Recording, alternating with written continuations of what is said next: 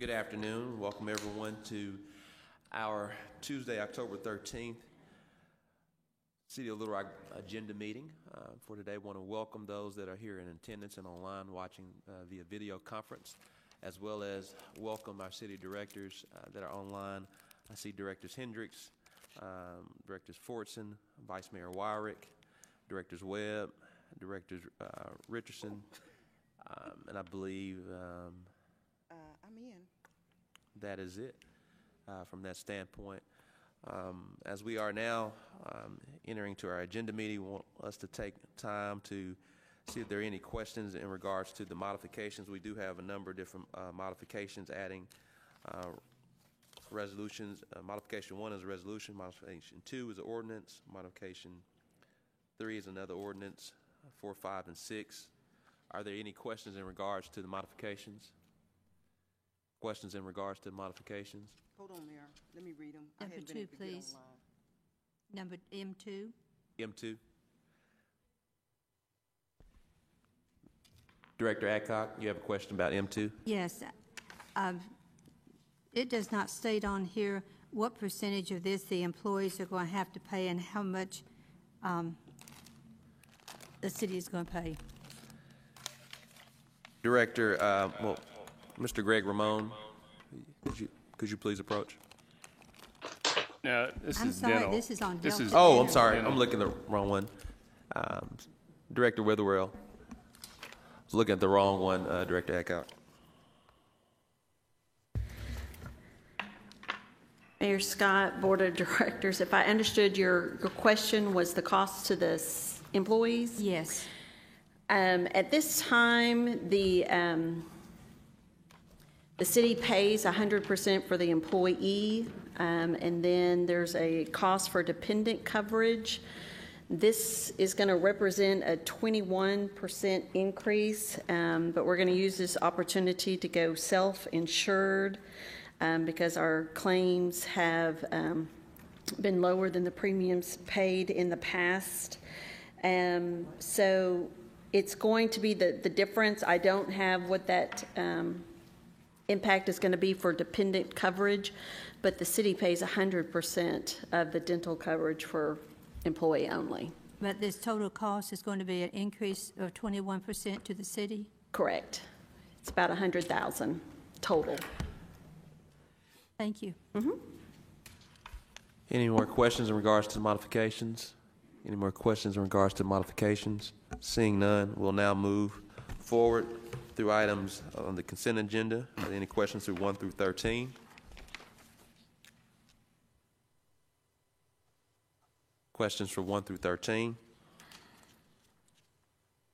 Moving forward.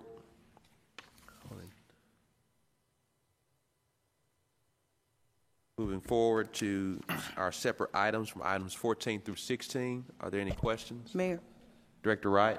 item 15, I need a presentation or explanation. What departments, or is that citywide among all of our departments? Can I get an explanation, Mr. Moore? Mr. Moore? Yes, ma'am. This is a partnership with the National League of Cities.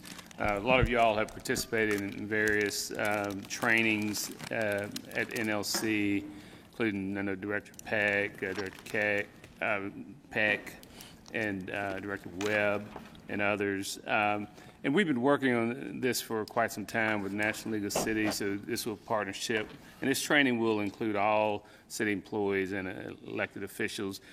Mainly for the balance of this year will be more of a survey, gauging racial attitudes within and outside of the organization. And the majority of the training will take place in 2021. I have a question. Now, when you say training, what does that mean?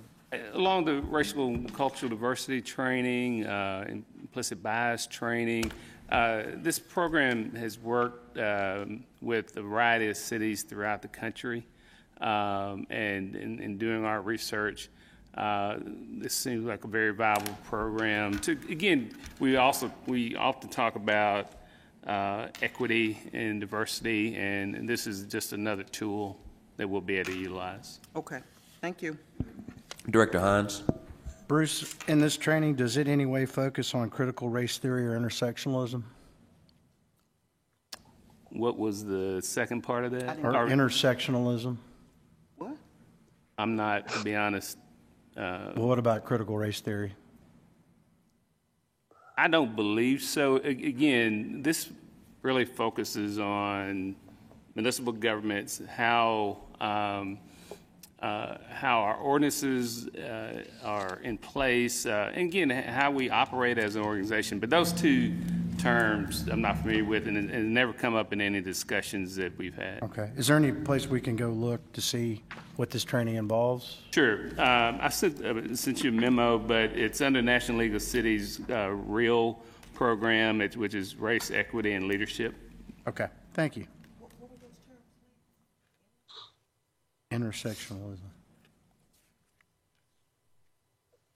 Moving forward, any questions on item number 17? Any questions on item number 17? Seeing none. Make sure there's anything. Our agenda meeting is now adjourned. We'll now move forward into our policy meeting. We'll now have Miss Emily.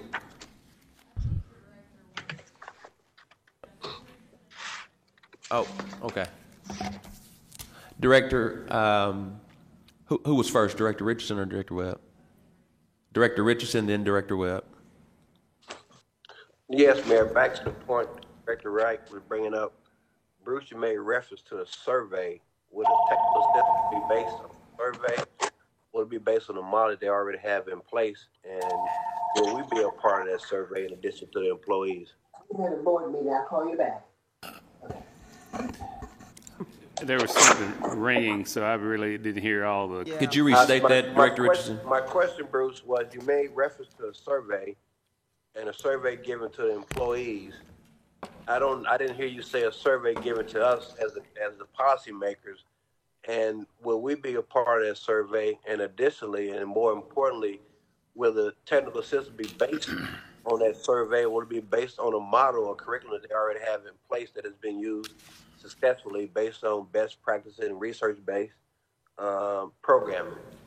To answer your first question, everybody will be involved in the survey, both staff and elected officials.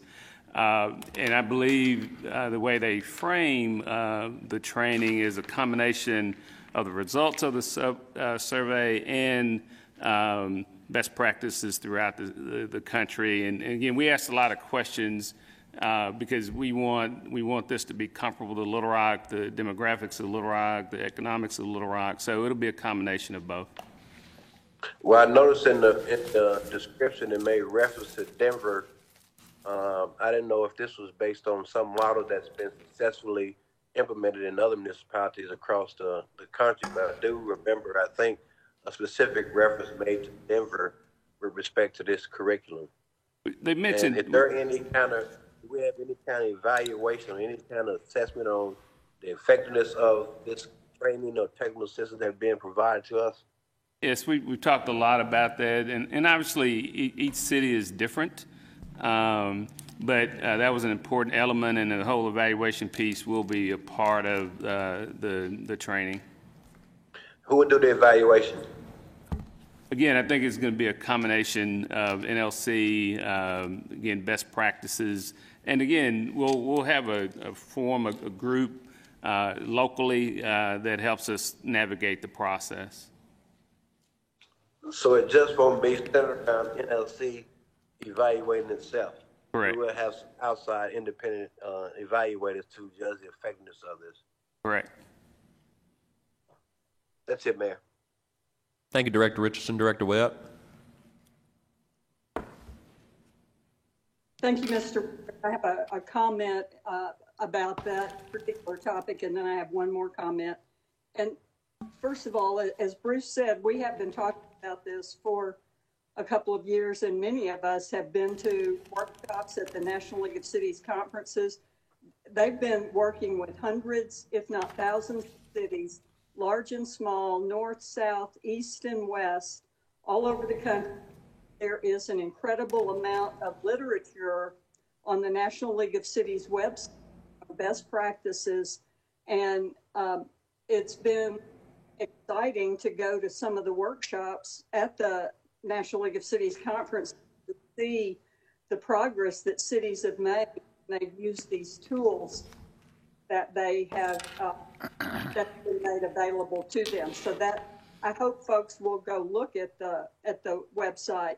But I also wanted to comment. I'm not sure if everybody is aware of the fact that that Bruce won an incredibly prestigious award last week. I haven't seen anything about it, and I know Bruce is modest to mention it, but he was named the Marks of Excellence recipient by the National Forum for Black Public Administrators. I think it's one of their top honors, and I thought we ought to give him a shout out, and I hope the city is going to do some sort of release on that, because this is a really big deal. And thank you, Bruce, and congratulations. Let's give Bruce a round of applause.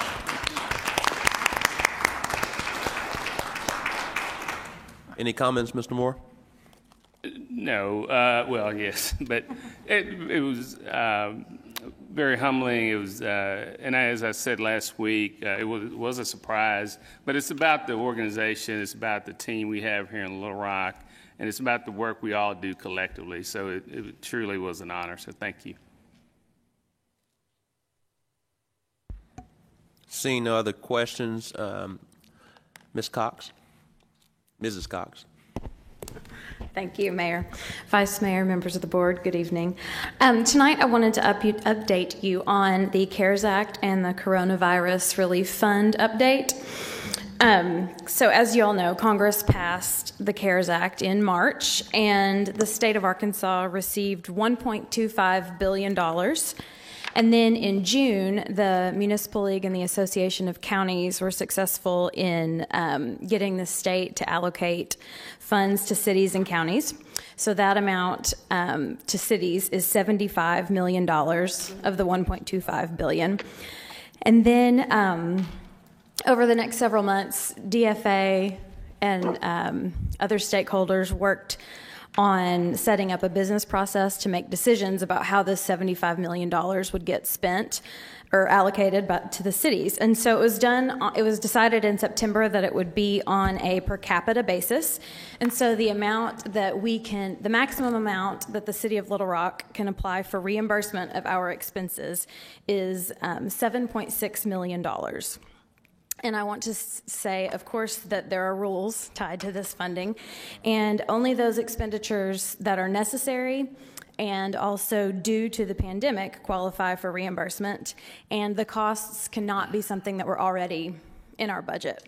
And the costs also have to be incurred between March 1 and December 15 of this year.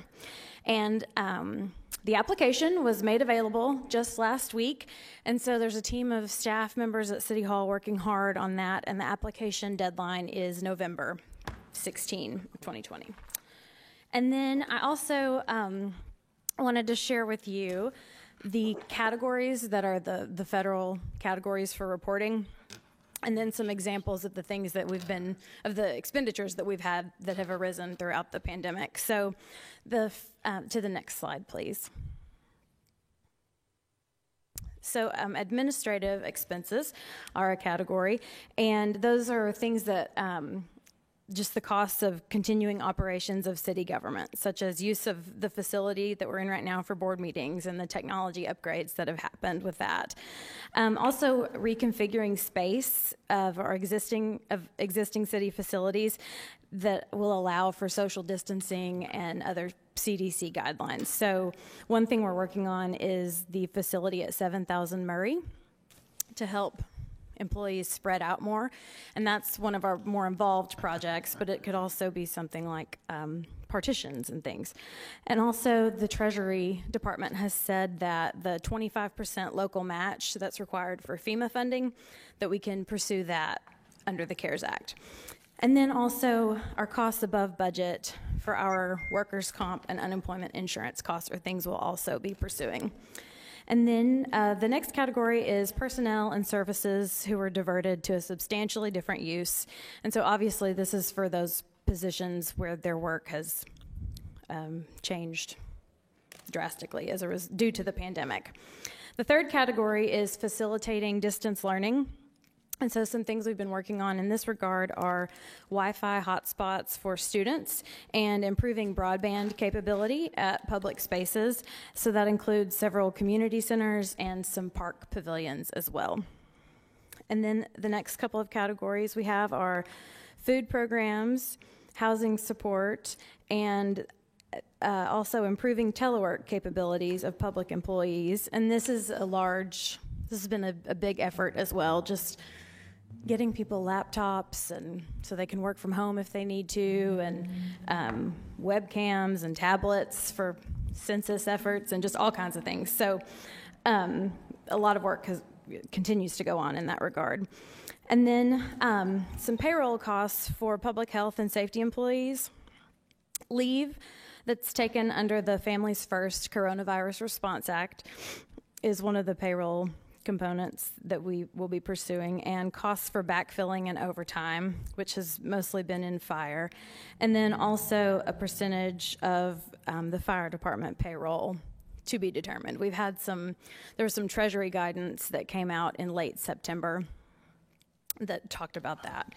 And then also personal protective equipment, so those things that are not covered with FEMA otherwise, and public health expenses like our communications efforts, changes to HVAC systems for ionization and UV upfits, and cleaning and disinfecting of city facilities. And then, of course, there is an other items not listed above category. And that is what I wanted to share with you this evening. And we're working hard, and we will continue to keep working away on it. Any questions from the board? Director Hines, then Director Campiris. So based on that and us being able to claim public safety, we're going to be able to get the full $7.6 million that's allocated to the city, you think? I don't think we will have trouble getting to the $7.6 million. Right. So since we weren't planning budgetary-wise to be able to claim all that, what are we doing with the excess funds or the windfall that's coming from this? I'll defer to Sarah Linehan, All right. who's after. Look forward to your answer, Sarah. Thanks. Director Campiris. Same question. Mayor, Director Wright. did I hear you say that disinfecting the spaces would be a cost that could be allocated under this? Did I hear you say that? What kind of spaces? Public spaces, a building. Reconfiguring space, yes, ma'am. No, disinfecting. Disinfecting. Say they're fogging or. Yes. Okay. Thank you. Mm-hmm. Emily, I just want to take time to recognize you and the entire team, but I know you've been spending a lot of waking hours through this reconciliation process, also spending time with our state legislative partners to get us to this point. We've had a few different meetings that have brought together this list. We definitely won't have any trouble providing our information in a timely fashion. Clearly, we're at the behest of our legislative partners to determine whether or not we receive the entire reimbursement of 7.6. We won't have any trouble identifying our dollars, but I do want to remind the board it's up to the legislative committee to make that decision. Do you mind if I Yes. give a little clarity? Extra, yes. The legislature has approved an appropriation for the full $150 million. And so also there's a CARES Act steering committee at the state level that has several legislators on it. And they have determined that certain things they can just, the Department of Finance and Administration can just sign off on and allow those to go forward, especially the ones under $50,000 and also payroll. And then other things will have to go before the executive committee of the CARES Act steering committee. So there is a level of review, but you are correct. We will not have any trouble submitting things for consideration. Director Campiris. Too many moving parts. too many moving parts. Emily, if we get the whole $7.3 million, and I'm going to assume we're going to get it, that goes back in the general fund, is that correct? I'm going to defer to Sarah, but she's telling me yes. Well, no, I'm deferring to Sarah. I'm sorry. What's that? Sarah will be able to answer that when she gives our budget update. Well, before Sarah had said that it went to little different funds, but my inclination is that it came from the general fund and it should go back to the general fund. Any more questions for Emily before Sarah gives the 2021 budget update? Thank you. Seeing none, thank you so much, Ms. Cox.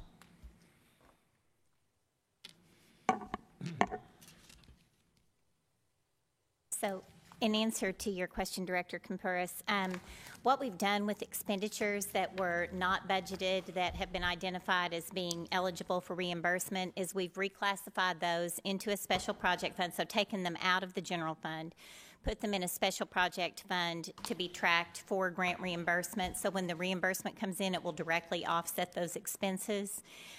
So indirectly, it does impact the general fund because the expenses, which were over and above what would have been in our budget, have been pulled out of the general fund and will be offset with these reimbursements.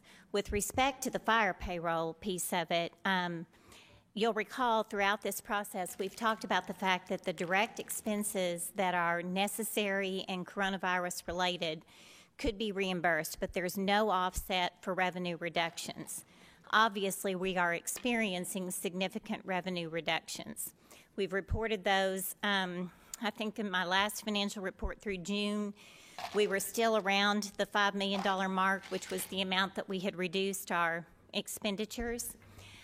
We're now forecasting, we've been forecasting throughout this, where we expect to be at the end of 2020 and also into our 2021 forecast.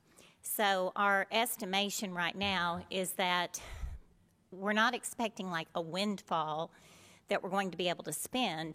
What we're hoping is that this offset of our additional fire salaries to get us to the $7.6 million will offset those revenue losses. Some of the revenue losses may actually be greater than that $7.7 million by the time we're done. So we're still tweaking those that revenue forecast. We're working on that as we speak. We've got meetings later this week on that. So I'll be giving you updates. In fact, if you don't mind, I'll go ahead and give the budget update because I think that'll lend some clarity to what we're looking at moving forward. So first of all, as you're aware, back in April, the board adopted an amendment to reduce the 2020 general fund budget by approximately $5 million. This was basically a stopgap measure in preparation for probable revenue shortfalls associated with the closure of businesses, schools, restaurants, entertainment venues, and everything else due to the coronavirus pandemic. Staff has been closely following revenues. It's not just our charges for services that have been implemented by this pandemic. As we've discussed in previous updates, our fines and fees have been impacted. Our franchise fees have been impacted.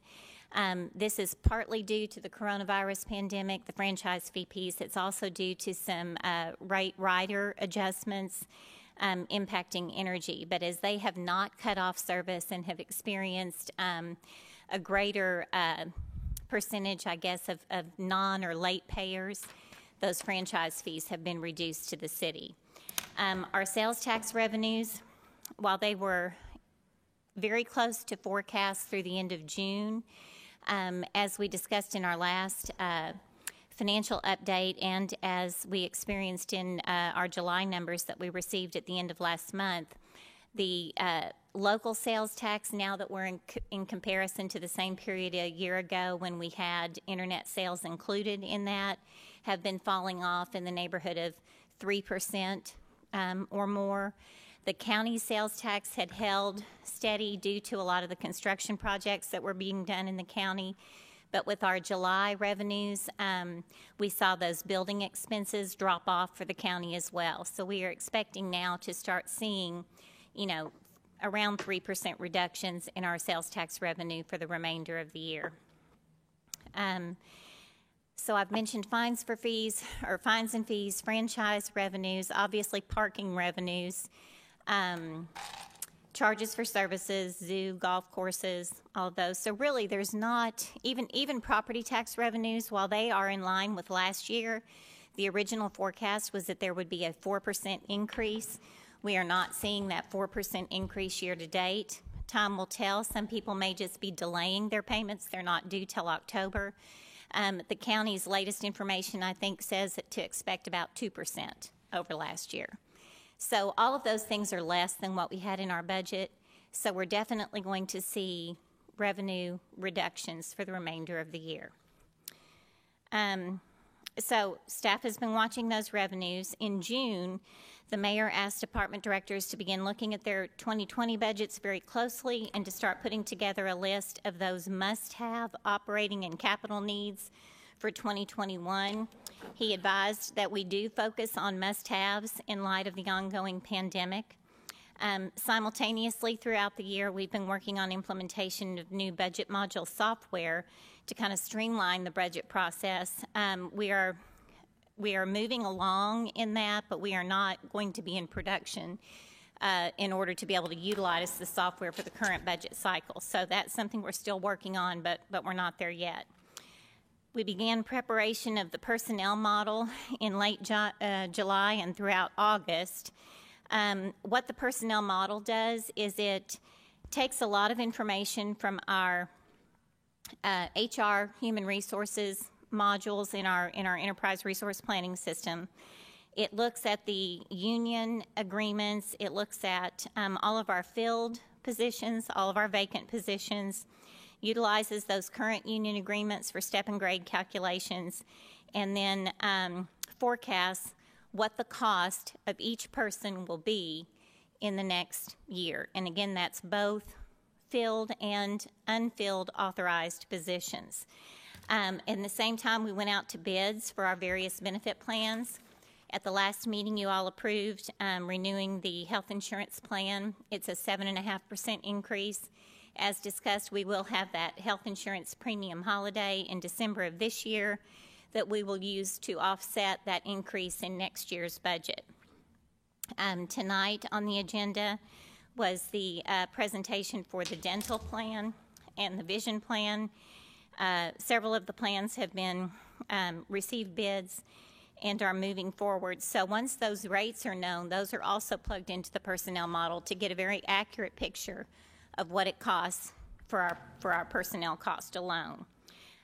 We met last week on Tuesday and Wednesday with each of the department directors. They brought key members of their team to meetings with executive administration, including the mayor and his staff, the city manager and his staff, and finance representatives, so that they could talk about their goals and objectives and make their requests for next year and prioritize those needs.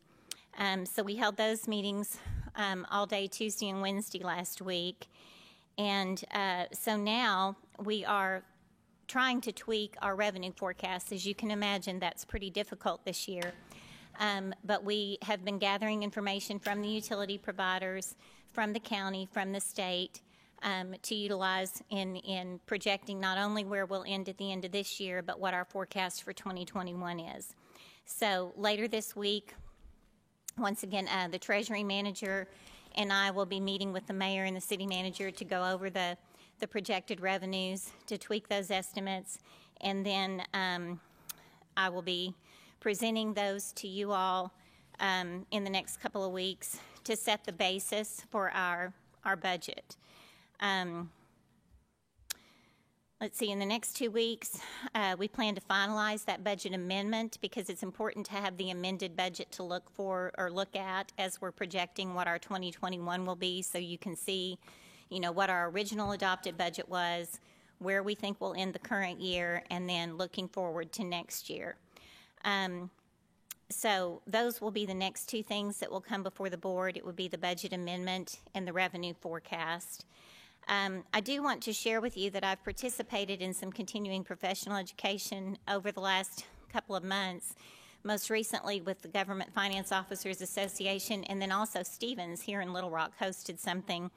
And both of those had an economic forecast component associated with COVID. And what they're projecting at this time is not to expect revenues to recover to 2019 levels until after 2022. They're projecting that by the end of 2022, the hope is the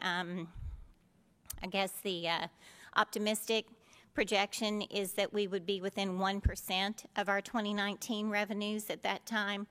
But next year we'll be, I think, still facing some hurdles, trying to ramp back up to being able to be back in a more normal environment. So I just wanted to give you that information as we're looking forward. It's going to be a little bit of a tough budget year. The mayor does plan to provide weekly updates to the board from now until the time we get the budget adopted. So that's where we stand. I just wanted to let you know what we've been doing. Thank you so much, Director Linehan. We have Directors Hendricks, Richardson, Adcock in that order. Director Hendricks. Can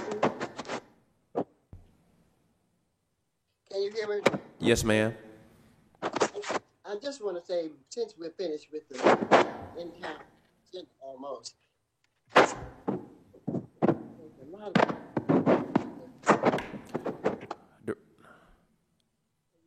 Director Hendricks. I think you may have pressed. No, it's still raised hand. It's still raised hand. Could you speak up a little louder, Director Hendricks? Oh, can you hear me now? Yes, ma'am. Okay. I was just saying the agenda, as far as I'm concerned, some of these statements are incomplete. And since you've gone through it, I want somebody to check.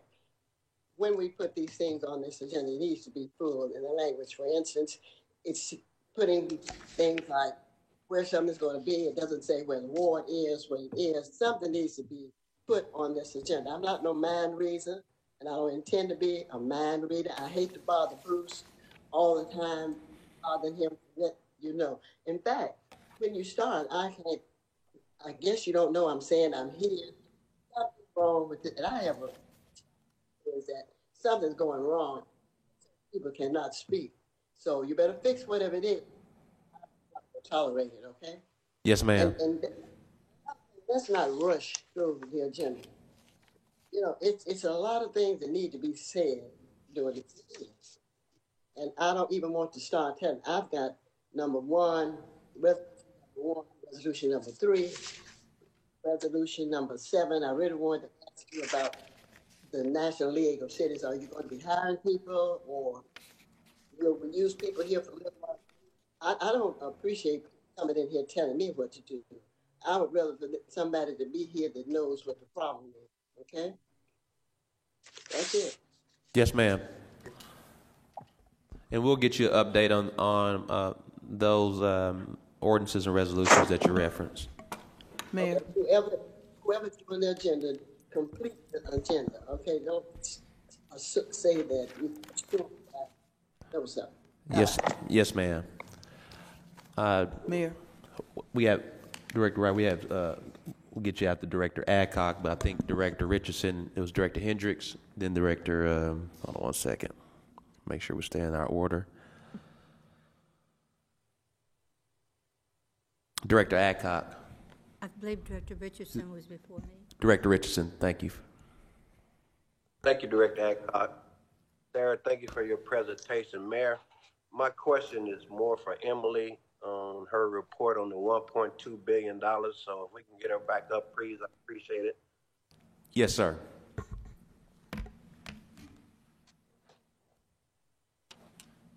And Mayor, this question centers around a resolution I try to get passed dealing with renters. And I know the CDC has declared a moratorium until the end of this year for all renters. But Emily, can a part of this, as a part of this $1.2 billion allocated for renters assistance programs for those who have been affected differently through this COVID virus, those that don't have disposable income, can a part of that be used for that, or is a part of that designated for a renter's assistance program? Director Richardson, I do believe that the CARES Act Steering Committee voted to do a piece around that issue, and I can't recall the exact amount, but I'll check into that for you. Okay, and that won't conflict with the CDC's moratorium, because the CDC has had a moratorium. They declared a moratorium on evictions, all evictions, end of this year. So there won't be any conflict with that, or we won't have an opportunity for people to kind of hide behind the windows on it. Correct? Well, I'll have to check on it for you. I'm sorry, I can't answer that. Okay, I asked that question because when I presented the resolution back in August, it seemed to be some general feeling that some of the renters were going to take advantage of that resolution. It wasn't an order, but that resolution to not pay their rent. And the CDC has declared a moratorium on evictions. And from my understanding of that package you just explained and my knowledge of it, that part of that $1.2 billion would be allocated for a renter's assistance program. And there would be some mechanism they would develop and have in place for us to access that and make sure we utilize that for our constituents.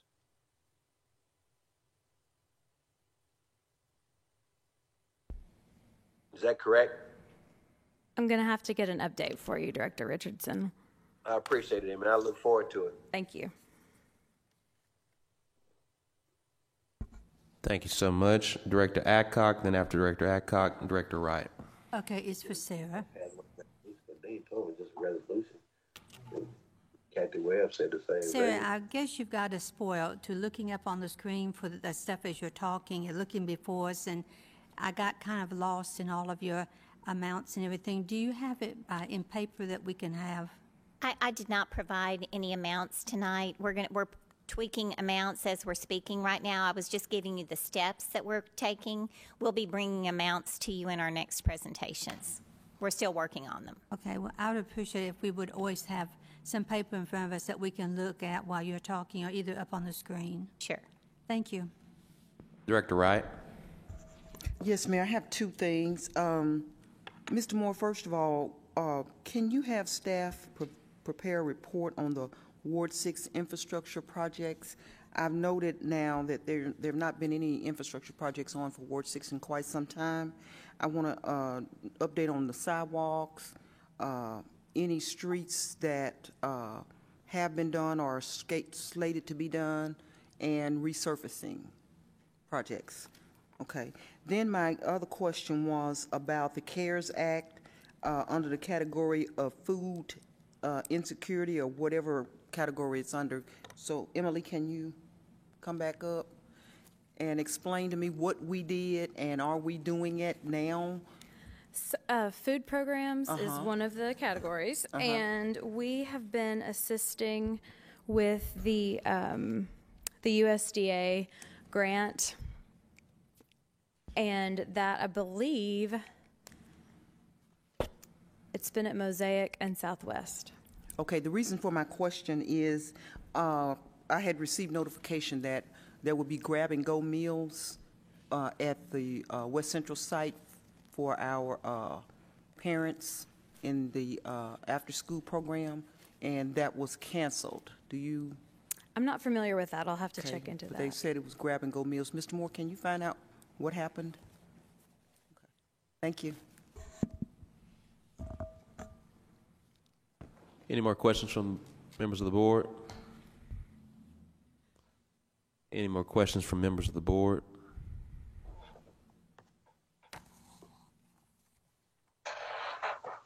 Director Richardson, did you have a question? Mayor, are we finished with the policy part of the meeting? Yes, once we're done, we're about to adjourn the entire meeting. Did you want to make another comment before we conclude? Yes, sir. Since Director Wright made reference to sidewalk work in Ward 6, there is on the agenda some sidewalk resurfacing in Ward 2. And I know, Bruce, I'd like to have an update or report from you on our reentry efforts, because we've utilized sidewalk repair as a big part of our work. And what I'd like to know particularly with our reentry efforts, one, how much are we getting? How much are we funding annually for that? Secondly, how many participants are we doing per session? How many participants are we engaging annually? And are we accessing any funds from the state government reentry pot of money to help us with our reentry efforts? And how many job placements, cumulative, have we been able to secure through our reentry work? And how many, more importantly, Bruce, how many of those have been private sector jobs? And a listing of those partners that we've been able to partner with to get employment from this hard to employ group of people that we're engaging. So I'd like to have a fully detailed report on our reentry efforts as we try to address public safety in a more community building way and address the needs of those who are unemployed or underemployed because of having felonies on their background. So if I can get a full report on that, I appreciate that. Okay. Thank you so much, Director Richardson. Can I have that by next week? We'll make sure you get the information. All right, thank you, Mayor. Thank you. Any more questions from the board? Seeing none, policy agenda meeting is adjourned.